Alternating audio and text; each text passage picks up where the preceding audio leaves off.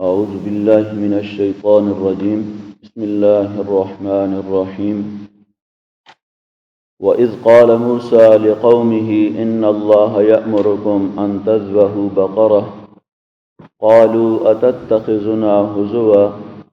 قال أعوذ بالله أن أكون من الجاهلين. اور جب کہا موسیٰ علیہ السلام نے اپنی قوم سے ان اللہ بے شک اللہ تعالیٰ یأمرکم تمہیں حکم دیتا ہے ان تذبحوا بقرہ کہ تم ایک گائے ذبح کرو. قالوا اتتخذنا تو انہوں نے کہا کیا تو ہمیں بناتا ہے ہزوا مذاق، کیا تو ہمارے ساتھ مذاق کرتا ہے. قال موسیٰ علیہ السلام نے فرمایا اعوذ باللہ میں اللہ کی پناہ چاہتا ہوں ان اکون کہ میں ہو جاؤں من الجاہلین نادانوں میں سے. یہاں ایک مشہور واقعہ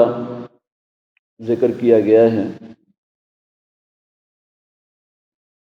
موسیٰ علیہ السلام کے دور ہی میں یہ واقعہ پیش آیا کہ کسی شخص کو قتل کر دیا گیا اور اس کے قاتلوں کے بارے میں معلوم نہیں ہو رہا تھا، شناخت نہیں ہو رہی تھی کہ قاتل کون ہیں. تو ان کے ورثاء نے موسیٰ علیہ السلام سے درخواست کی کہ آپ اللہ تبارک و تعالی سے دعا کریں کہ اس کی کوئی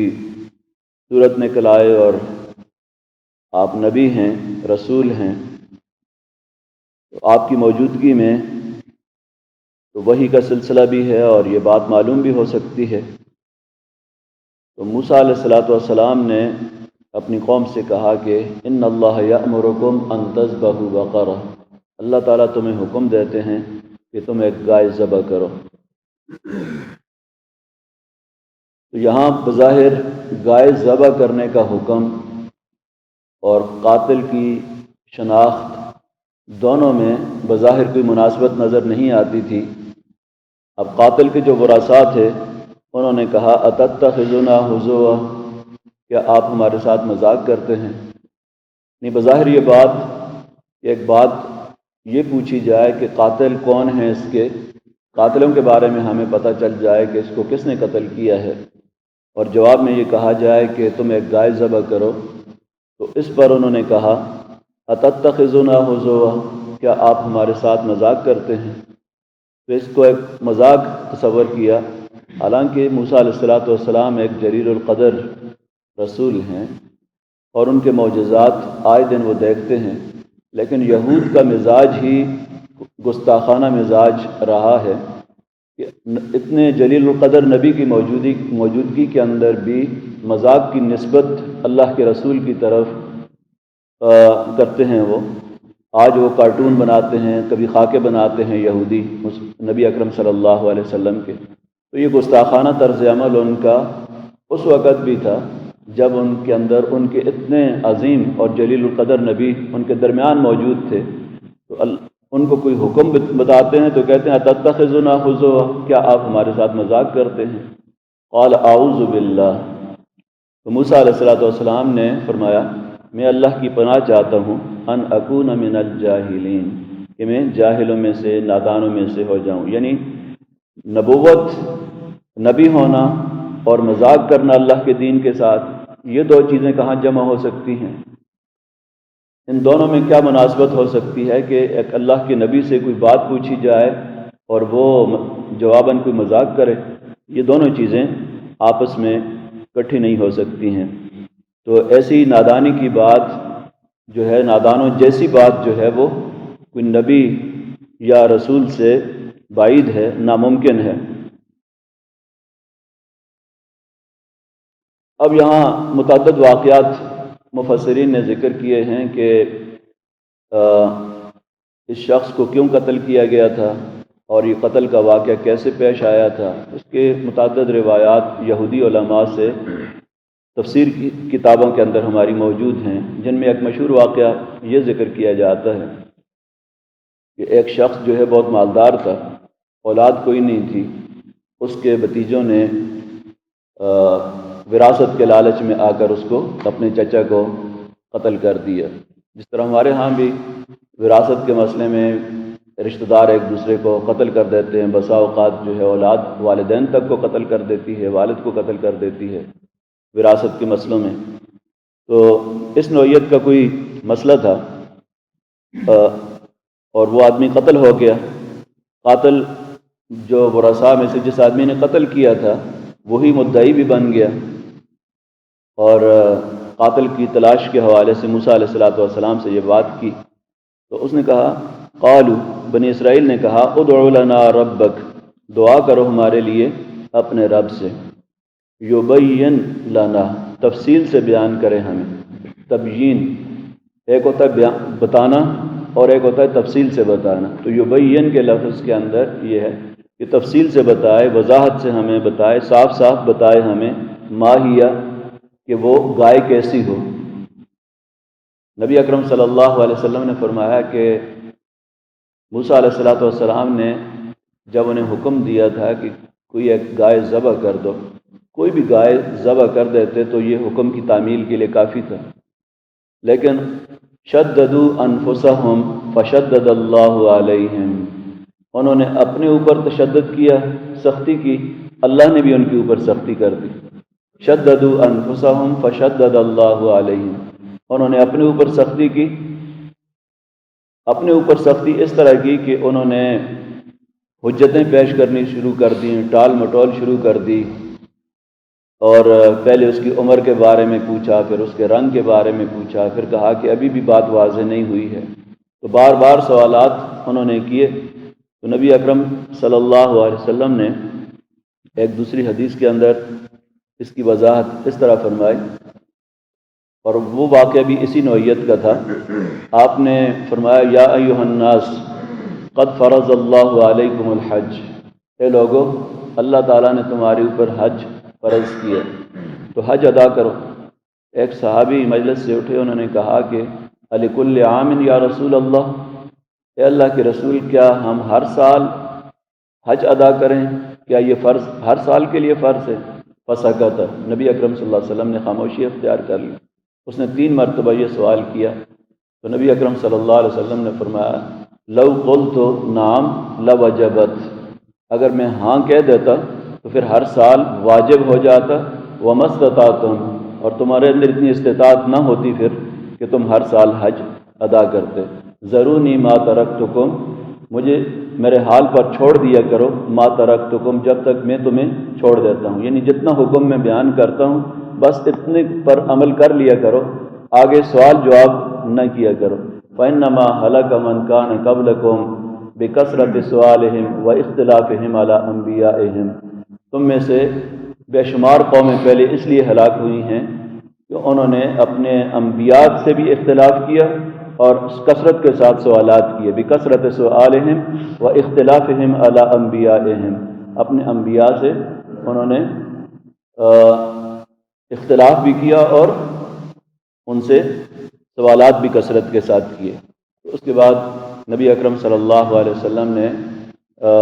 دین کے اندر جو ہے وہ تشدد کو، سختی کو اس بات سے منع کیا کہ ان لوگوں نے بار بار سوال کر کے اپنے اوپر شرائط سخت کر دی تو معاملہ اپنے لیے خود مشکل بنا دیا۔ قالوا ادع لنا ربک، انہوں نے کہا کہ دعا کرو ہمارے لیے اپنے رب سے، یبین لنا، بیان کرے ہمیں، ماہیہ،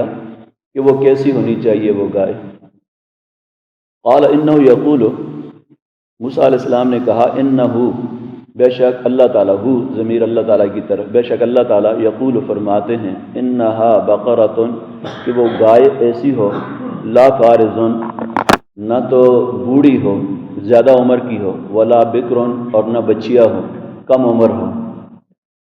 عوان بین ذالک، درمیانی اوسط عمر کی ہو، درمیانی عمر کی ہو، عوان بین ذالک، اس کے درمیان درمیان ہو، یعنی بہت زیادہ بوڑھی بھی نہ ہو اور بالکل کم عمر بھی نہ ہو۔ بکر اس گائے کو کہا جاتا ہے جس کا کوئی بچہ نہ ہوا ہو ابھی تک، تو عوان بین ذالک، اس کے درمیان درمیان میں ہے، درمیانی عمر کی۔ اب سوال جواب سے سوال کی سمجھ آتی ہے کہ پہلا سوال ان کا گائے کی عمر سے متعلق تھا کہ کس عمر کی گائے ہونی چاہیے، تو جواب میں عمر کا ذکر کر دیا گیا۔ فَفَعَلُوا مَا تُؤْمَرُونَ، اب اور سوال نہیں کرنا، فَفَعَلُوا کرو، اس کام کرو، مَا تُؤْمَرُونَ جس کا تمہیں حکم دیا جا رہا ہے۔ اس میں واضح اشارہ ہے کہ بس اب اس کام کو کرو، فَفَعَلُوا کرو اس کو، اب مزید ادھر ادھر ٹال مٹول نہ کرو، فَفَعَلُوا کرو اس کام کو، مَا تُؤْمَرُونَ جس کا تمہیں حکم دیا جا رہا ہے۔ اب اگلا سوال ان کی طرف سے، قالوا ادع لنا ربک، انہوں نے کہا کہ دعا کرو ہمارے لیے ربک، اپنے رب سے، یبین لنا صاف صاف ہمیں بتائے، تفصیل سے ہمیں بتائے، ما لونہا کہ اس کا رنگ کیسا ہو،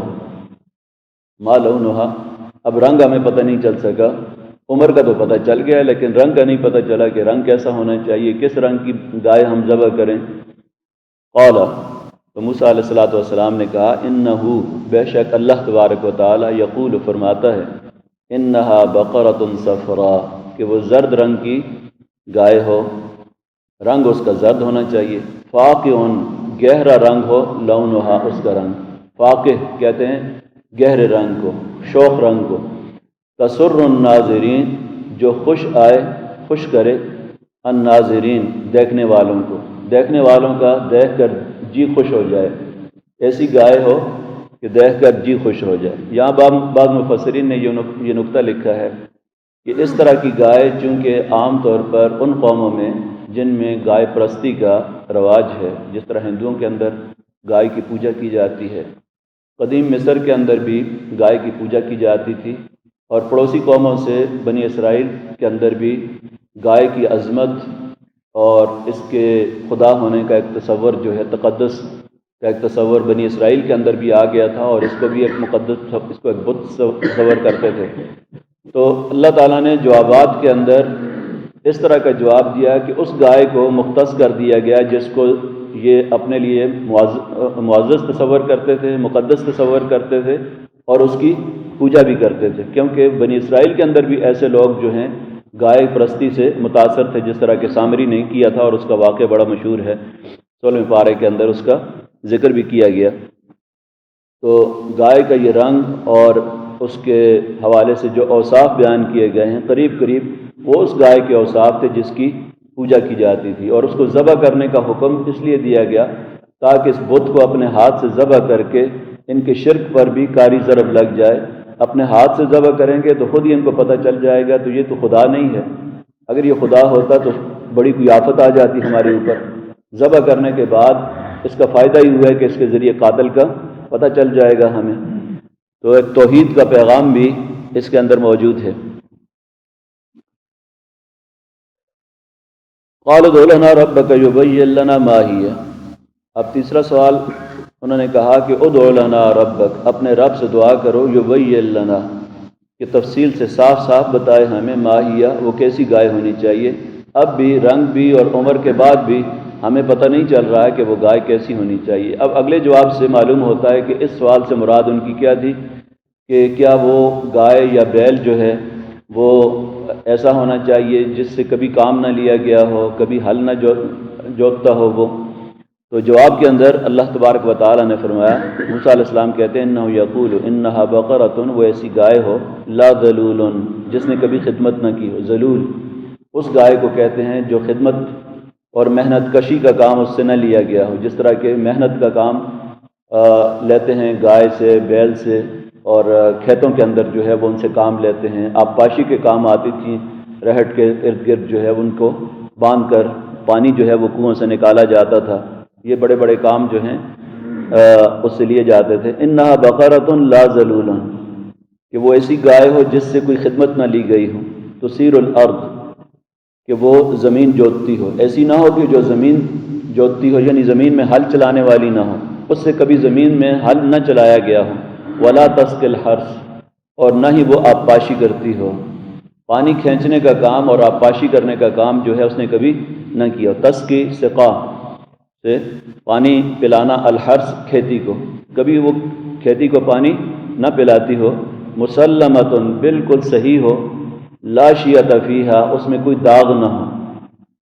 زرد رنگ کے علاوہ کوئی اور کے اندر سفید کالا کوئی دبا جو ہے وہ کسی اور رنگ کا نہ ہو، بالکل سنہری گولڈن قسم کی گائے جو ہے وہ ہونی چاہیے، اور اس کے اندر کسی قسم کا کوئی داغ دھبا نہیں ہونا چاہیے۔ اب یہ ساری صفات جو ہیں اس گائے کی آ چکی، تو اللہ تعالیٰ انہوں نے کہا قالوا الآن جئت بالحق، انہوں نے کہا اب تو نے صحیح بات کی ہے، جئت بالحق، درست بات کر دی ہے، اب ساری صفات ہمیں معلوم ہو گئیں۔ فذبحوها، اب اس طرح کی گائے تلاش کر کے انہوں نے اس کو ذبح کر دیا، فذبحوها، ذبح کیا اس کو، وما کادوا یفعلون، اور وہ ایسا کرنے والے نہیں تھے، ٹال مٹول کرتے تھے، ایسا کرنے والے نہیں تھے۔ اس جملے میں واضح طور پر اشارہ کر دیا کہ یہ بار بار کے سوالات جو ہیں، یہ گائے کے اوصاف اور اس کا رنگ کیسا ہو، اس کی عمر کتنی ہونی چاہیے، وہ خدمت کرنے والی ہو یا نہیں کرنے والی ہو، کس طرح کی ہو، اصل میں وہ اس حکم کی تعمیل سے بچنا چاہتے تھے، ٹال مٹول کرنا چاہتے تھے، اس لیے بار بار جو ہے وہ سوالات کرتے تھے۔ توحید و حجت کرنا، کٹ حجتی کرنا اللہ تبارک و تعالیٰ کے دین کے اندر، رائے فرار اختیار کرنے کے لیے مختلف بہانے تلاش کرنا، یہ بھی یہود کی صفت ہے۔ تو ان آیات کے اندر ایک پیغام یہ بھی دیا گیا کہ اللہ تبارک و تعالیٰ کے احکام سے، اس کے دین سے بچنے کے لیے، رائے فرار اختیار کرنے کے لیے کٹ حجتی نہ کیا کرو اور ہیلے بہانے نہ بناؤ۔ اللہ تبارک و تعالیٰ جو ہے وہ تمہاری نیتوں کا جاننے والا ہے، اس لیے اس کے احکام کی تعمیل کے اندر صحابہ اکرام کا اس کے مقابلے میں طرز عمل یہ کیا کہ سمعنا و اطعنا، ہم نے اللہ کا حکم سن لیا، و اطعنا، اور مان لیا، بس حکم کی تعمیل کی، کوئی ہیل حجت نہیں کرتے تھے، کوئی کٹ حجتیاں نہیں ہوتی تھیں، کوئی ٹال مٹول کی کوشش نہیں کرتے تھے۔ جیسے نبی اکرم صلی اللہ علیہ وسلم کا کوئی ارشاد سنا، کوئی فرمان سنا، سمعنا و اطعنا، قالوا سمعنا و اطعنا،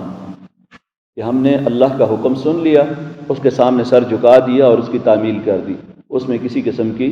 کٹ حجتیاں نہیں کی ہیں۔ دعا کہ اللہ تبارک و تعالی ہمیں قرآن مجید کو سمجھنے کی اور اس پر عمل کرنے کی توفیق عطا فرمائے۔